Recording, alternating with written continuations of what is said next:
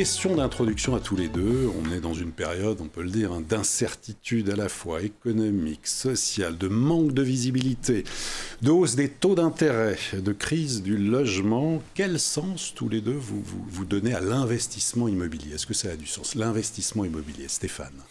Oui, l'investissement immobilier a toujours du sens parce que on se rend compte là déjà en cette rentrée qu'il y a un assèchement du parc locatif qui est incroyable, qui est du jamais vu. Tous les sites notent à peu près qu'il y a 30-40% d'offres en moins locatives, alors qu'il y a une demande qui est 40-50% en plus.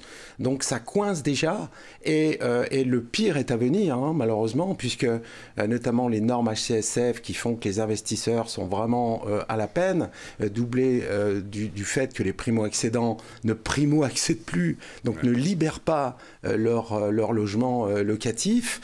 Bien sûr, l'augmentation des taux, bientôt des centaines de milliers de passoires thermiques qui vont sortir du parc. Donc voilà, on est déjà dans une situation d'extrême tension et le pire est à venir. Donc ça implique notamment pour ceux qui peuvent encore investir des perspectives de voir des loyers augmenter quand même considérablement parce que là, voilà, hein, quand l'offre se raréfie, les prix augmentent, non pas les prix de vente, mais en tout cas les prix de location. Donc voilà, c'est terrible, mais l'investissement locatif, notamment en termes de rendement, a de beaux jours devant lui, puisque les loyers vont explosent déjà dans certains secteurs, et ça va être ce mouvement ne pourra que s'amplifier. Bon, on verra, et tout à l'heure, notamment avec vos bons conseils, Maître Delsal. Alors vous, votre j'ai envie de rebondir en disant oui, mais alors attention aux zones. Parce que c'est vrai que si vous investissez par exemple à Paris où les loyers sont contraints, oui, bien sûr. Il y a pas mal de villes où les loyers sont contraints, les loyers malheureusement pour les propriétaires qui veulent investir en locatif ne vont pas exploser. Mais il y a beaucoup d'endroits en France où il est encore très bon d'investir, où il y a encore des bonnes affaires à faire. On me posait encore la question récemment de quelqu'un qui voulait investir à Bernay. Vous savez, c'est en Normandie. Bien sûr, oui. Et à Bernay, un petit immeuble où il y avait trois logements. Le calcul était assez rapide à faire. Il y a énormément de demandes locatives. Les prix n'ont pas encore explosé. Ils ont beaucoup monté, mais ils n'ont pas encore explosé. C'est une ville qui est en pleine mutation.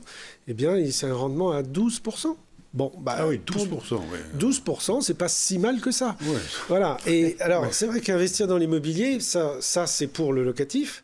Il y a encore toujours l'effet de levier du loyer qui rembourse l'emprunt. C'est quand même, c'est pas le cas que quand on investit dans l'assurance vie ou autre action. Et puis pour soi tout simplement pour son logement, parce qu'il faut bien se loger.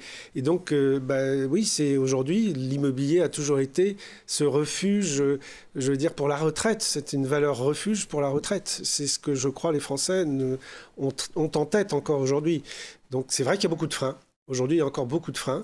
Mais c'est toujours pareil. Si vous comparez, quand vous voulez y aller, votre loyer actuel qui est souvent en augmentation et votre emprunt, bon, en région parisienne, c'est pas tout à fait favorable en ce moment.